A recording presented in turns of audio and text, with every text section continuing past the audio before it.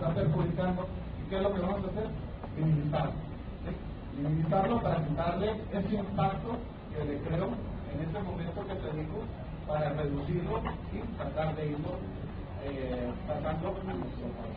¿Sí? Vamos a tratar de minimizar ese impacto o esta parada de ese acto, lo que haya pasado en este momento, para que en un momento dado nos está perjudicando, para que no nos cree tanto problema.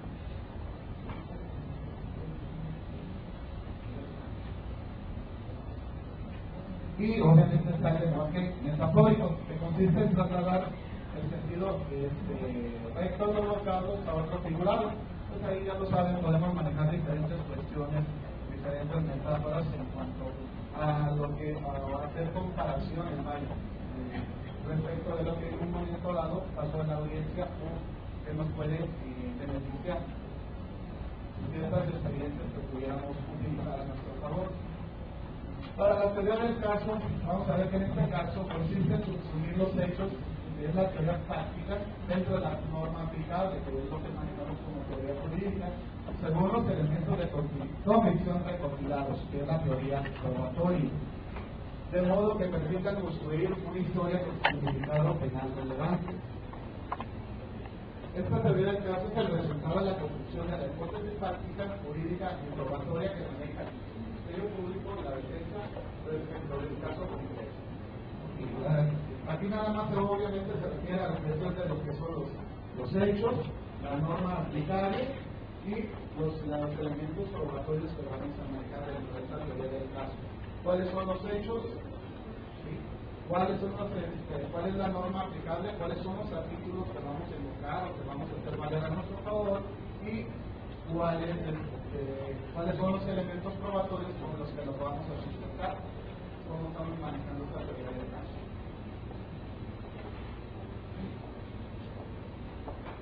Dentro de la explicación que nos dan, nos dice que es una explicación de cómo los hechos encuadran o no en el tipo penal de delito correspondiente y cómo las pruebas que tenemos nos ayudan a sustentar la hipótesis. Obviamente aquí en esta exposición vamos a manejar qué son los hechos, cuáles son los hechos por los que estamos tratando, cuál es la legislación aplicable y cuáles son las pruebas que tenemos para acreditar o no. Es decir, ¿se acredita el cuerpo del delito o no se acredita el cuerpo del delito? Lo que manejamos en estos momentos como tipo penal o cuerpo del delito, ¿no? Se acredita cuáles son estos hechos, se encuadran o no al tipo penal que se está aplicando o que se le está imputando en un momento dado, y cuáles son estas pruebas que hay para su comprobación.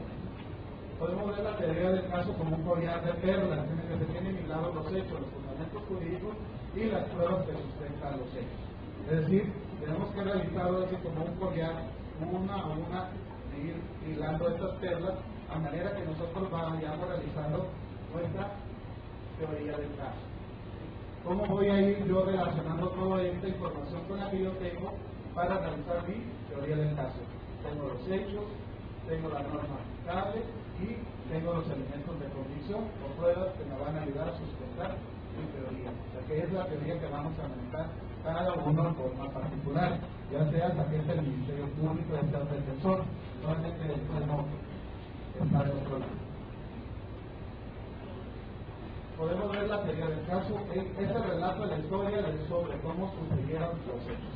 Es decir, vamos a nosotros a realizar nuestra relación de los hechos en este sentido. Vamos a realizar nuestra teoría en base a los hechos, cuál es la legislación aplicable, cuáles son nuestros elementos que integran el cuerpo del delito, cómo los vamos a acreditar o en un momento dado desacreditar.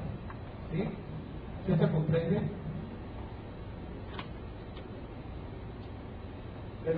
Dentro de la teoría del caso debemos ser persuasivos. ¿Qué significa ser persuasivo? ¿Quién no puede dar un concepto de eso? Precisamente, tratar de convencer a la otra parte de lo que nosotros estamos diciendo es la verdad, que nosotros tenemos la razón. Así es. Una sola teoría del caso, lo que les decía, no podemos estar cambiando. No, mi cliente no estuvo en el lugar. Bueno, mi cliente no estuvo, pero no participó. Bueno, sí participó, pero fue en defensa legítima defensa. No se puede manejar la información en esta forma. Obviamente, ¿por qué? Porque no vas a tener ninguna credibilidad. interpretación de los hechos. ¿Cómo vamos a interpretar los hechos? Ya saben que cada quien va a decir, todo depende del cristal con que se mire. El Ministerio Público lo ve bien clavado. El defensor lo ve, hombre, no hay nada. Y el juez lo ve 3 y 2. Así que hay que, por eso debemos ser persuasivos, ¿no? Por eso debemos saber cómo manejar esta información. ¿Para qué? Si yo soy el defensor, obviamente ustedes sean a mi favor y no el dos. Poner énfasis en los hechos que lo conduzcan al resultado deseado. Hay que identificar cuáles son esos hechos que nos son favorables. Si somos agentes del Ministerio Público, pues obviamente ver la forma de que nosotros no vamos a encuadrar el tipo penal y ver la forma en que vamos a acreditar su participación, ubicando a la persona en la comisión de estos hechos. ¿Okay? Y obviamente pues estos hechos tienen que ser constitutivos de un delito. No tenemos nada. Crear argumentos persuasivos y coherentes. Obviamente tenemos que tener coherencia en lo que hablamos. Debemos de ser más de persuasivos, pues, llevar esta información en forma hilada. No podemos dar información de una parte y luego nos pasamos a otra, y por eso se maneja la cuestión de poder de perlas, una por una. No podemos, si vamos a manejar una perlita y una cuenta, no poner una perlita, una cuenta, acá todo desorganizado. Todo tiene que llevar una hilación, una coherencia de cómo vamos a proporcionar esta información. ¿Por qué? Porque nosotros en ese momento estamos exponiendo cuál es nuestra teoría del caso, cuál es nuestro punto de vista y cómo lo vamos a defender, cómo vamos a hacer esta presentación y cómo lo vamos a acreditar. Entonces, por eso tenemos que tener coherencia, no podemos manejar una información de aquí y luego sacar una información de por acá. Todo llevarlo perfectamente hilado, y por eso se va a manejar un plan de cómo se debe realizar cada etapa, ¿no? Y obviamente crear una reconstrucción de los hechos. ¿Sí? Esto obviamente lo podemos hacer en el mismo tribunal, en ese mismo lugar. En el sentido de que nosotros manejamos estos argumentos, vamos a realizar una reconstrucción de los hechos. Por eso debe de hacerse en esta forma. ¿Sí? ¿Por qué? Porque en este momento vamos a realizar nosotros la reconstrucción de los hechos. Vamos a manejar esta información a tal forma que vamos a crear en la mente de la persona que va dirigido lo que pasó desde nuestro punto de vista. ¿Sí? Somos obviamente los defensores de que no tuvo participación. Es decir, le vamos a crear a la persona a la que nos estamos dirigiendo esta película donde vamos a poner a nuestro cliente como la persona inocente que está siendo perjudicada por el agente del Ministerio Público. Entonces, a eso se refiere esta reconstrucción de los hechos, no a la reconstrucción de los hechos que conocemos actualmente, ¿no? Sino a cómo vamos nosotros a realizar en este momento la reconstrucción de estos hechos en base a la información que nosotros tenemos. En la atención a lo que acaba de comentar, está siendo perjudicado el supuesto licenciado, diputado, en este caso, ¿se pudiera dar indemnización al final? Eso era nada más un término metafórico. Bueno, sí, pero para que vea que sea argumentación, ¿qué me puede hacer al respecto? Respecto a esto, no tengo tampoco la información. No sabría decirte ahorita si va a haber, supuestamente sí va a haber alguna retribución, pero hasta que no esté perfectamente determinado, podría darte ya la información. Como te digo, hay tantas reformas que no sabemos ahorita su exacta aplicación y cuál es el contenido de esta. Bueno, vamos a continuar. Elementos de la teoría del caso. ¿Qué debemos incluir dentro de nuestra teoría del caso? ¿Okay? No es necesario que apunten, los apuntes los pueden sacar de aquí, porque el día de mañana todo esto que están viendo aquí en forma escrita lo van a realizar ustedes de forma oral. ¿Okay? Entonces, los que traen su USB, sus memorias, o lo que traigan para que les pase la información, porque se van a basar en toda esta información que está aquí. Debemos incluir en nuestra teoría de caso, obviamente, pues lo jurídico. Lo jurídico es lo que vamos a manejar de la cuestión de reglamentación. lo práctico, es decir, hacerte preguntas de cómo, cuando las cuestiones de circunstancias, de tiempo, modo y lugar, ¿no? Lo probatorio, cuáles son las pruebas con las que contamos. La teoría del caso debe de tener un tema. Para identificarlo o para facilitarnos esa identificación del caso, generalmente le ponemos un nombre a cada asunto, ¿no es así? Este es el del dialecto allá de tal parte. Este es el asunto. O sea, los vamos etiquetando cada caso y en la medida que nosotros le pongamos esta etiqueta o esa identificación al asunto, vamos a saber rápido. ¿Te acuerdas del caso del delito? Rápido. Ya tenemos la información de qué nos están hablando, sin necesidad. No, podemos modificar la llamada. No estoy seguro. Entonces, por eso es importante que la teoría del caso debe de tener un tema sobre cómo lo vamos a identificar el caso en particular. ¿Cómo puedo hacerla? Debo analizar los hechos del caso y ver las fortalezas y debilidades que aportan al caso. Obviamente, pues eso es lo que siempre vemos, ¿no? ¿Qué es lo que nos favorece? ¿Qué es lo que nos está perjudicando? ¿Qué es lo que nos favorece para maximizarlo? ¿Qué es lo que nos perjudica? Obviamente para minimizarlo y así obtener el resultado que nosotros queremos. Dentro de la teoría del caso es el medio ideal para dirigir la investigación, planificar, direccionar y ejecutar las prácticas de la prueba en el juicio, tener un concepto claro de la importancia de cada prueba y eliminar la prueba superflua e innecesaria, determinar la forma en que se realizan los interrogatorios y los interrogatorios en el juicio y obviamente preparar los alegatos. Obviamente para dirigir la investigación del Ministerio Público, planificar, direccionar y ejecutar la práctica de las pruebas en el juicio. ¿Qué pruebas voy a llevar a cabo? Tener un concepto claro de la importancia, qué pruebas me benefician, qué pruebas me perjudican, determinar la forma en que se realizan los interrogatorios y los contrainterrogatorios. ¿Qué voy a preguntar y para qué? ¿Sí? Y obviamente el que llamamos interrogatorio, voy a atacar lo que en un momento dado realizó mi contraparte en su interrogatorio para limitarlo o maximizarlo a mi favor. Y preparar los alegatos. Aquí es importante la preparación de los alegatos, porque es la forma en que vamos a cerrar nuestra teoría. ¿Sí? Que vamos a manifestar, obviamente en base a todos estos pasos que ya realizamos previamente.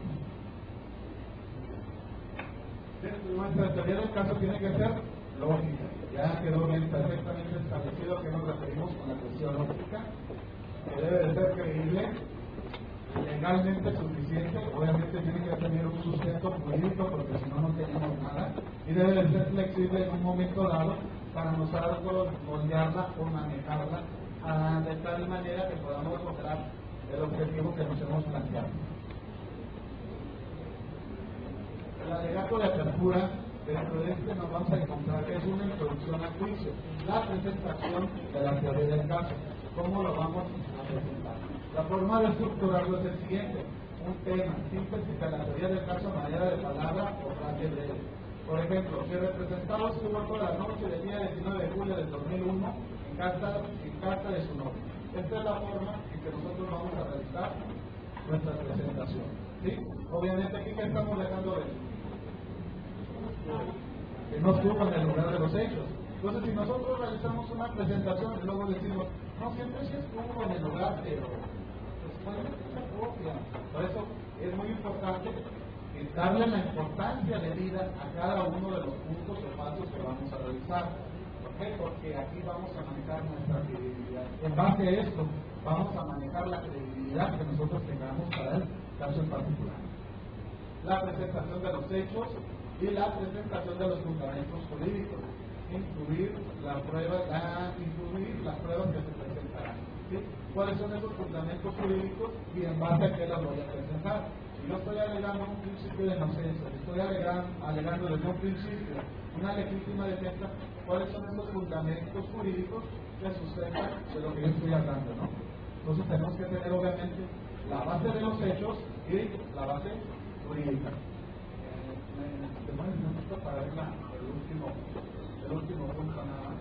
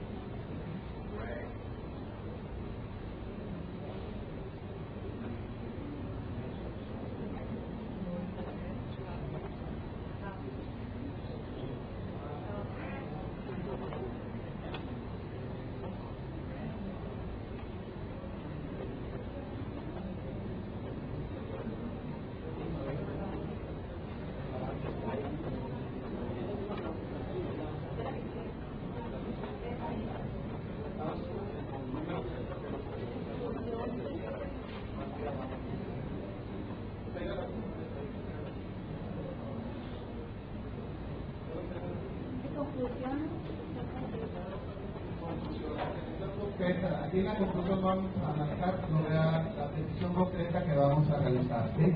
Si estamos hablando de una legítima defensa, obviamente así la vamos a concluir, ¿no? La decisión concreta va a ser precisamente que vamos a demostrar, o vamos a acreditar, que vamos a presentar esa legítima defensa.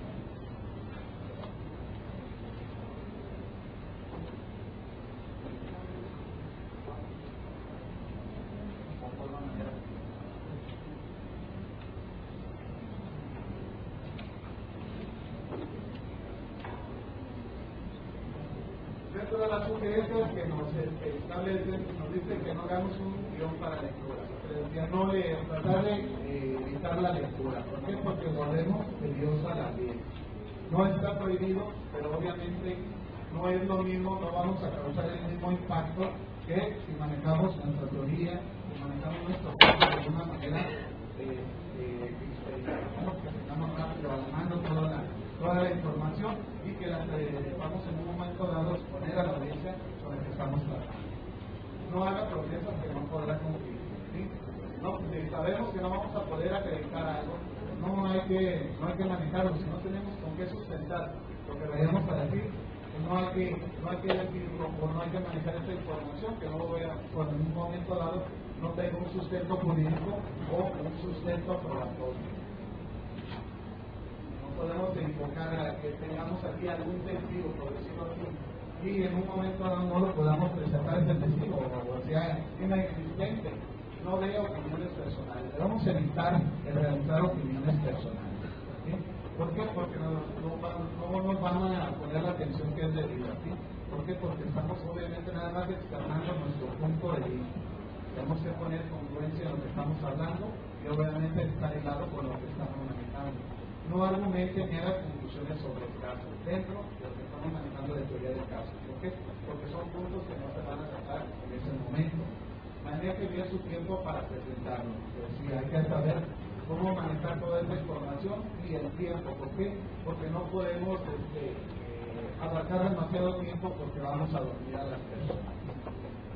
Ayúdense de audiovisual. Si tenemos la manera de tener alguna audiovisual, o sea, hay que utilizar todas las herramientas que podamos en nuestro favor para realizar una mejor presentación. Haga anotaciones sobre el alegato de apertura de la parte contraria. ¿Sí? ¿Cuál fue el alegato que realizó para, en un momento dado, minimizar el impacto que ella tenía? Module su voz y maneje su lenguaje corporal para una buena comunicación. ¿Sí?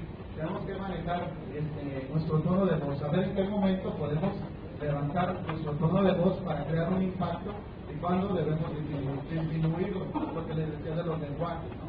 En qué momento le vamos a dar mayor énfasis a ciertas frases que queramos que se ubiquen o que se identifiquen con esa frase que vayamos a manifestar y en qué momento vamos a restarle ese énfasis que le puso la contraparte a la palabra o información que se haya manejado. El interrogatorio. El interrogatorio es la forma como la prueba testimonial se presenta ante el juez. ¿Sí? Obviamente, este interrogatorio lo van a dirigir las partes. El testimonio ha sido la prueba más importante en el proceso penal. Generalmente vamos a depender siempre del testimonio de las personas, ya sean policías municipales, testigos, ofendidos, víctimas, el objetivo, ¿cuál es el objetivo de este interrogatorio? Lograr que el testigo presente todos los hechos que le constan. ¿Sí? Tenemos mucho la problemática de los testigos y yo creo que a muchos de ustedes ha pasado. Llevan al testigo a su oficina, les hace una narración de los hechos, olvídense, dicen, tengo el testigo perfecto. Llega al juzgado, los protestas, se les acabó el testigo. ¿Cierto? Y aunque el testigo tenga conocimiento y haya sido un testigo presencial de los hechos, en ese momento se nos pone nervioso y ya no habló, ya se nos trabó. Entonces, por eso tenemos que tener que realizar un buen interrogatorio, llevar preparado a nuestro testigo y, obviamente, dirigirlo. ¿Cuál es el objetivo de este testigo que estoy presentando? ¿Para qué me sirve este testigo? ¿Hacia dónde voy a llevar yo a este testigo? Este testigo no va a declarar, yo lo voy a hacer que declare. ¿Sí? Ese es el fin del interrogatorio. Yo voy a hacer que digan lo que yo quiero. ¿Por qué? Porque voy a manejar este interrogatorio a manera de que únicamente sea beneficioso para mí. ¿Okay? Eso es lo que yo pretendo. ¿Okay? Y para eso tengo que seguir estos pasos y preparar a ese testigo, obviamente, que no se nos asuste, ahora sí que no se nos arrugue al momento bueno. ¿Por qué? Porque de nada va a servir todo lo que realicemos si en un momento dado este testigo se nos echa para atrás o no nos da la información. Y para eso yo ya tengo que tener un interrogatorio previo que ya practiqué y realicé con este testigo para que al momento que yo lo presente diga lo que yo quiero. Es un orden cronológico de acuerdo a los hechos. Tengo que tener un orden de cómo realizar este interrogatorio, y obviamente esto va a ser en base a los mismos hechos. ¿Sí? Si esto fue de varios días o varias horas, llevarlo de momento a momento para que él vaya haciendo esta narración de cómo fue que sucedieron las cosas y realizar esta reconstrucción de hechos que manejábamos. Y el mismo testigo vaya presentando o corroborando la reconstrucción que yo ya realicé en base a mi presentación.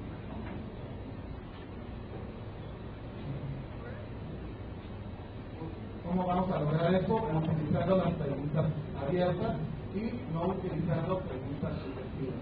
Las preguntas abiertas obviamente son para que el testigo nos narre la versión de los hechos con cierta libertad, ¿sí? Hasta cierto punto que nosotros queramos. ¿Sí? Yo tengo una pregunta abierta para que me narres en un momento dado qué día fue, en qué momento o a qué hora, ¿sí? Pero no dejarla totalmente abierta, porque si lo dejamos se nos desboca el testigo y se nos va por otro lado. Entonces, una pregunta abierta, pero obviamente que ya esté preparada. ¿Hasta dónde vas a llegar? Entonces, esta pregunta que nos va a decir hasta este punto, y ahí le paras. Y en un momento dado, si vemos que se está excediendo, se nos está saliendo en nuestro interrogatorio, hacer una intervención para volverlo a dirigir. ¿Verdad? Sí, no utilizar preguntas sugestivas, ¿sí? Son cuestiones que no debemos determinar, no hacerle sugerencias a él sobre lo que debe manifestar. Estructura del interrogatorio por cada testigo. Obviamente no vamos a hacer el mismo interrogatorio para todos los testigos, tenemos que hacer un interrogatorio particular para cada una de las personas que van a participar. La verificación del testigo. ¿Cómo vamos? ¿Quién es este testigo? ¿Con quién estamos hablando? ¿Sí? ¿Cómo lo vamos a identificar? ¿Con quién estamos hablando? ¿Quién es esta persona que está en ese momento declarando como testigo? ¿Sí? ¿Cuál es su nombre? ¿Cuáles son sus datos generales? ¿A qué se dedica? A eso se refiere la verificación del testigo. ¿Quién es ese testigo? ¿Es un testigo presencial? O sea, ¿qué tipo de testigo es el que tenemos en ese momento declarando? Díganme.